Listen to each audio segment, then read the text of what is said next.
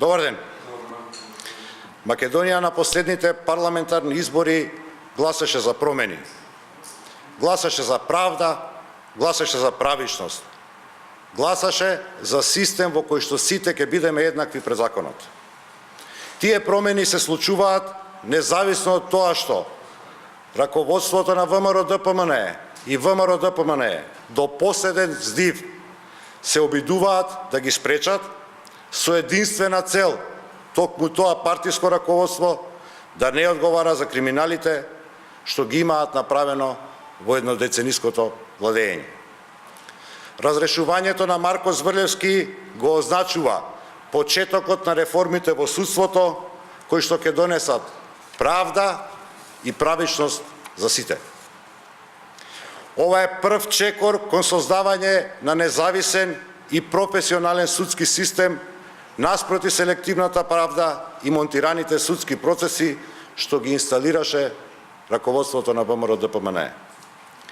Реформите во судството што се предвидени во акцискиот план 369 ќе обезбедат правосуден систем кој ќе биде еднаков и правичен за сите. Македонија конечно повторно ќе застане во друштвото на демократските земји каде што владеат законите и правото. Нема повеќе сваровски судии. Нема веќе кривични процеси по нарачка. Нема веќе закани, нема веќе сеење страв. Во Македонија започнува да владее правдата. Во Македонија почнува процесот на враќање на правдата и правичноста, но и на одговорноста за секое сторено кривично дело, за секоја сторена неправда, за секоја сторена измама. Правдата е можеби бавна, но во Македонија пристигнува. Благодарам, повелете со прашање.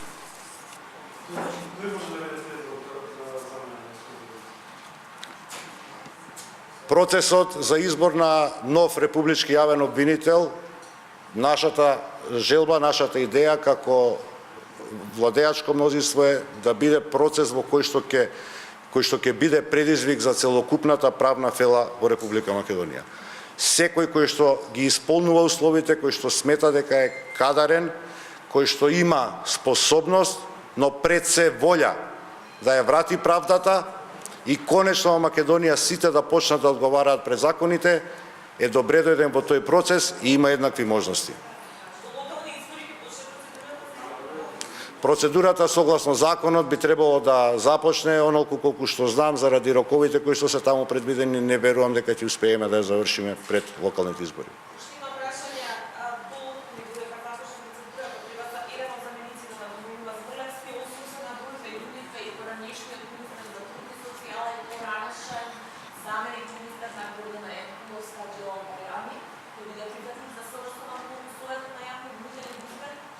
Ние како парламентарно мнозинство, како луѓе кои што добар дел од своите животи безпоштедно се трудевме да воспоставиме ред во и немешање во меѓусебните власти, ќе оставиме надлежните да определат кој ќе биде заменик кој што ќе обавува должноста републички јавен обвинител во периодот до неговиот повторен избор. Значи, совршено и релевантно моето или нашето мислење како политичка партија, бидејќи било какво мислење за било кој човек кој што исполнува такви услови, едноставно ќе биде кршење на принципите за кои што јас лично, политичката структура на која што припаѓам и раководството на Социјалдемократскиот сојуз се залагаме во изминатив период. Впрочем, и граѓаните бараат конечно во Македонија да владее правото.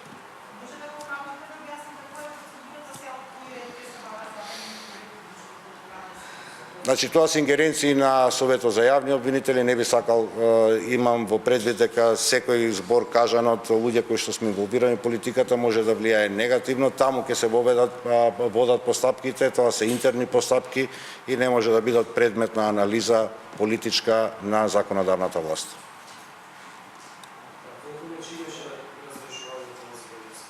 Се извинувам?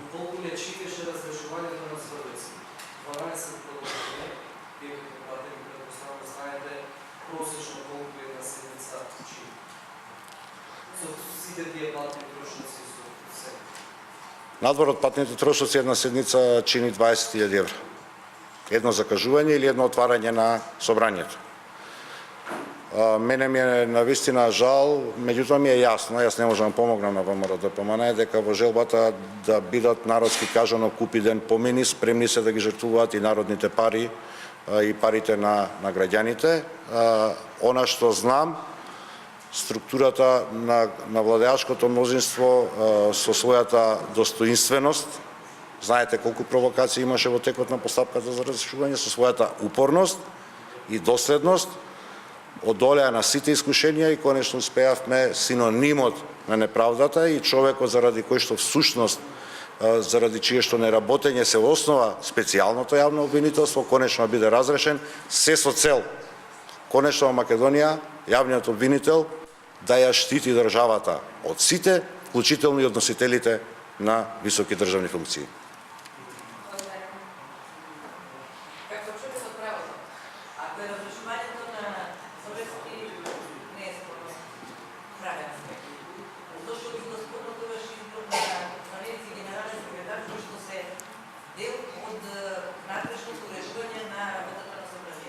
Индиректно ме прашувате за фантомското мислење на Комисијата за спречување на корупцијата.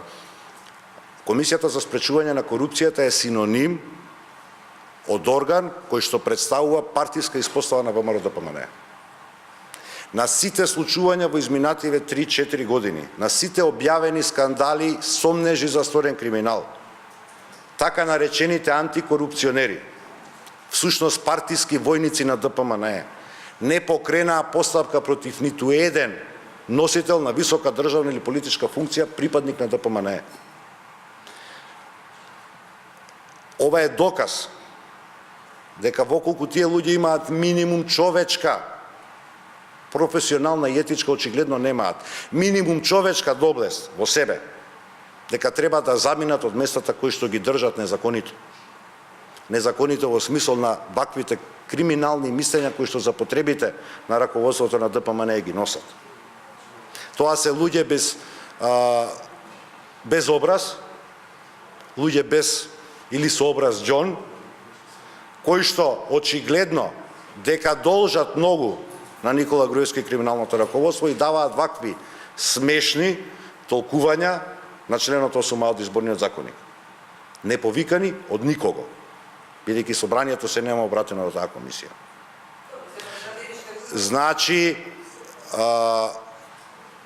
ќе мора да бидам за нијанса поекстензивен. Ако е така како што тврди ВМРО-ДПМНЕ, зошто ги поднесе интерпелациите во овој период?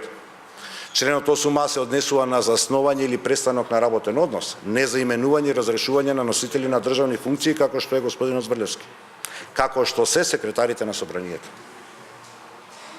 Токму заради тоа сметам дека ова едноставно секој што минимум разбира право едноставно нема да посвети внимание.